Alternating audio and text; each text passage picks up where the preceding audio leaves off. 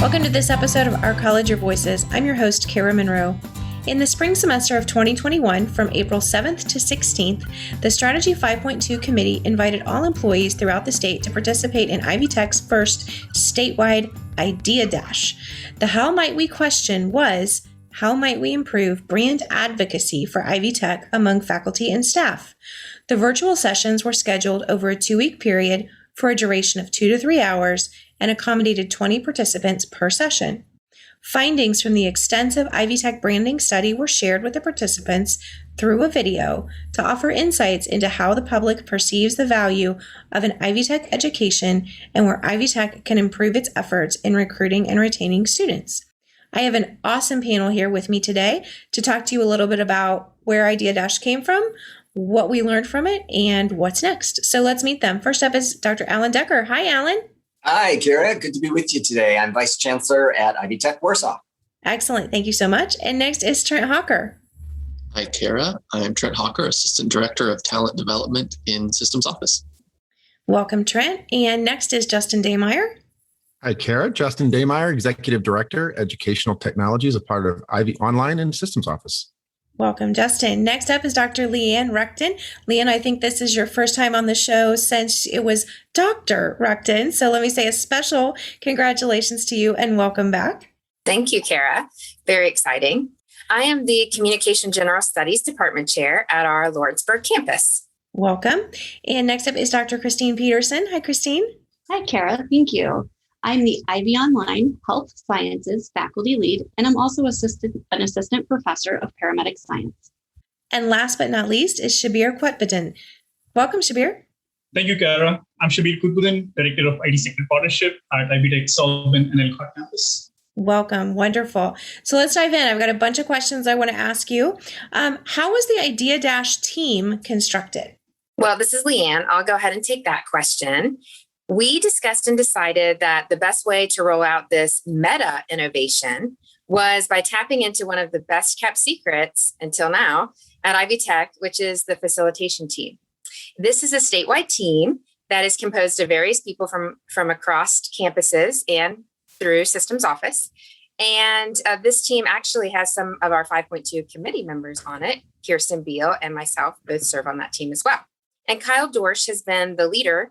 And so we reached out to Kyle and invited them to our meeting to determine if this was indeed the best method. Kyle agreed and put out a call to the facilitation team to volunteer to lead the sessions. And Kyle had the foresight to even set up a backup facilitator for each session if needed. And I know, Kara, you are familiar with that because you stepped in as a backup facilitator for me at one point, which we were grateful for. And those participants had just a huge bonus. The facilitators stepped up big time and the sessions were covered in a matter of days. Kyle created a template for the facilitators to utilize via Google Docs, which made it really easy to share with the 5.2 team upon completion of each session. The sessions were actually loaded into Ivy Lead by Trent Hawker before the rollout of them. And then we shared that with all of the employees statewide to be able to register and participate. We really wanted a cross-representation of campus roles, years of service, that type of thing. We wanted as much diversity in each of the sessions as possible. And it ended up being an incredible way for folks across the state to connect, be listened to, and know that they were valued. And that was something we were lacking this year. And we'll talk more about that later on. Excellent. Were there specific goals that the team hoped to achieve with this initiative? Yeah, this is Allyn. We had several objectives. The first was really to create an initiative that could help our culture really embrace all employees' ideas so that everyone can be heard and seriously considered. We wanted to solicit innovative ideas, solutions, suggestions for solving what we really felt was a big question and a big issue by engaging all campuses across the state. And we were also charged with trying something that might replace the former Innovation Day. Being in a pandemic, we knew that this was going to have to be a virtual event. And so we knew that we had some great opportunities here to maybe reach people that had never been reached before because access might be a little easier through virtual formats. We also wanted to leverage the Simplex system to increase employee engagement and collaboration because that's such an important part of our culture and such a great tool. We wanted as a team to help implement whatever winning ideas or solutions might come out system-wide. And we wanted to build a strategic and innovative future together, not just as a team, but together with all sorts of participants. And then we really thought, here's an opportunity to utilize campus change agents, process improvement leads, and maybe even other strategy teams as project champions. And you know what? I think we accomplished those goals, and we're pretty happy about that. I think you did too. Having gotten to see the report, I think you did a fantastic job with this, but I won't add too much commentary here. I am excited for everybody else to learn this one though, because I was incredibly impressed by this. How many ideas were submitted statewide? Oh, not very many. Only about 655. My hands were tired after facilitating for 2 hours. I was like, oh my gosh, this is a lot. It was fantastic. It was so much fun. So tell us a little bit about what the process was that was used to analyze all those ideas and review and evaluate them. Sure. This is Shabbir. And wow, we had 655 ideas. We got a lot of ideas. So we analyzed these ideas and then we started extracting the ones that received the most participant votes in all the sessions. And I really want to give some kudos to the facilitators because they did an awesome job of adding some supporting statements with all the ideas. So what we did was we merged the top ideas and the supporting statements, and we started organizing them into different functional areas like HR, marketing, operations, strategy, and all those things. And we also wanted to make sure like we are not missing out on any ideas and we are taking into account everybody's ideas. So we extracted the remaining ideas as well. And then we tried to find the common themes among these ideas. And the most frequent common themes were then later added to the top ideas. And you won't believe this, but this resulted in a total of 173 top ideas. So we had to narrow it down further. And to do that, and to find the top 10 ideas, we collaborated with the strategy team. So we collaborated with Jen Fisher to analyze the ideas on 3 different scales. And these 3 scales were frequency, strategic, and relevance. Now for the audience, I want to define all of these 3 scales so they have a better idea of what we're talking about.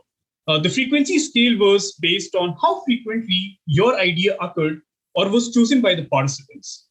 Then the strategic scale was based on the idea's alignment with our strategic goal.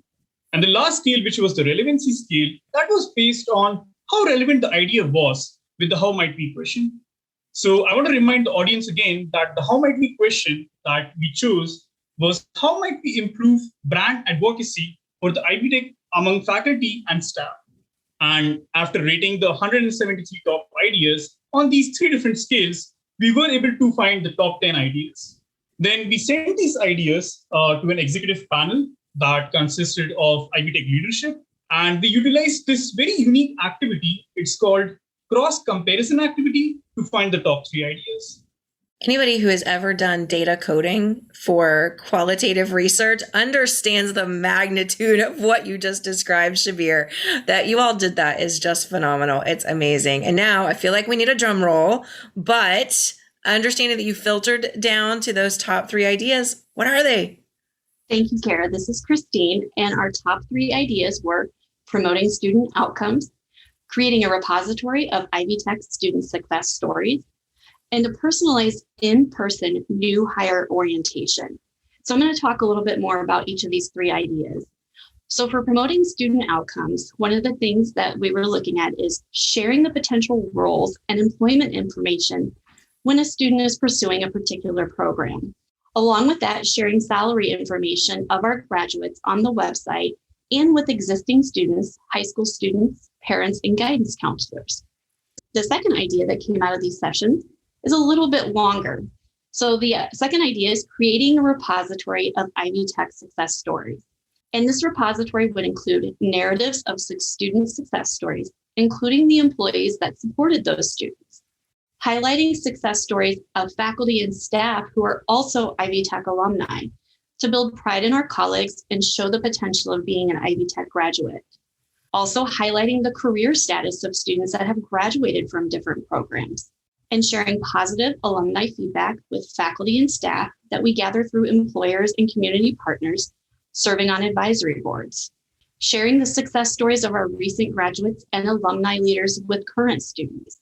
organizing a reception showcasing recent graduates and the next step in their career, inviting successful alumni who are really passionate about Ivy Tech to a podcast to capture their stories.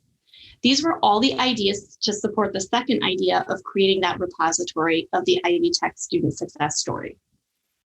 The third idea was a personalized in-person new hire orientation program.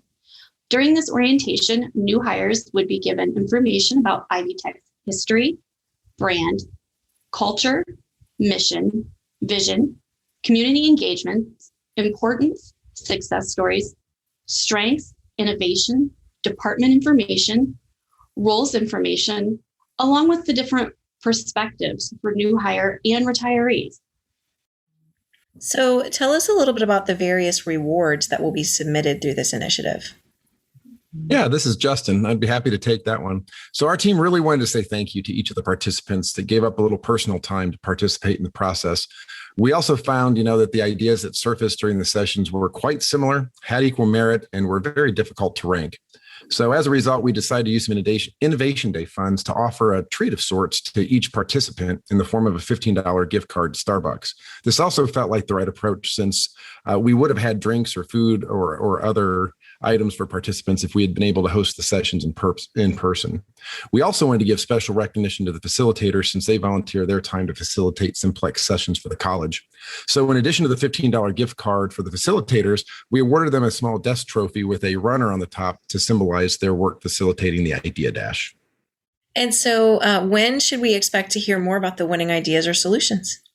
Kristen Moreland, who is the Senior Vice President and the Chief Strategy Officer, and she's an amazing mentor as well. I just wanted to add that. She, with her team, is going to be working with the marketing team and also the individual campuses to implement the first two ideas probably in the next academic year.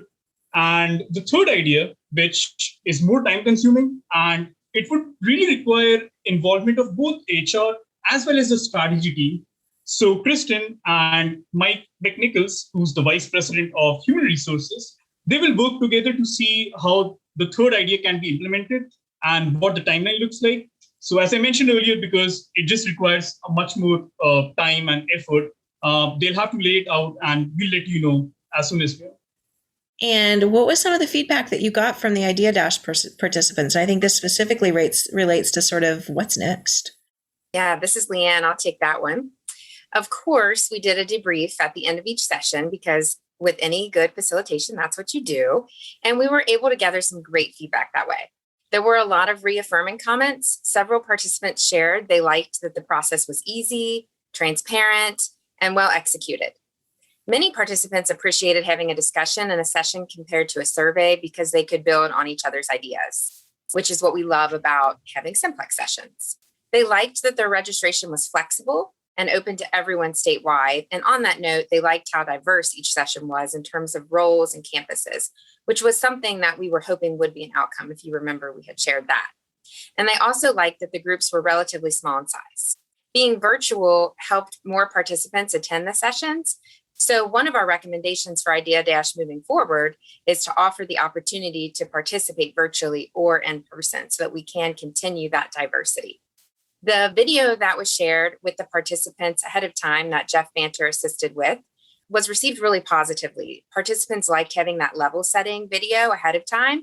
And of course, they didn't all get the opportunity to watch it, but we shared that video at the start of each session. And so they were able to, again, reinforce the purpose behind it and then to gather some different ideas and have some time to think about it prior to the session.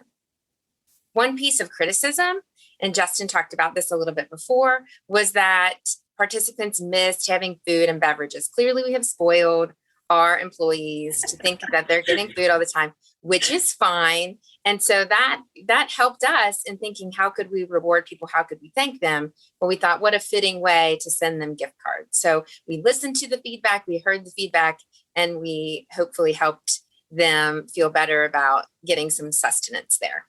There was a lot of praise for the facilitators as participants acknowledged the opportunity to speak without judgment.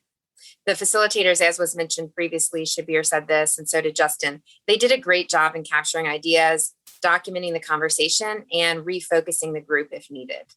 The participants were happy to participate in a space that was positive, respectful, and safe, and they enjoyed the collaboration, ideation, camaraderie, and the overall enthusiasm. And I can attest to all of this because I did serve as a facilitator.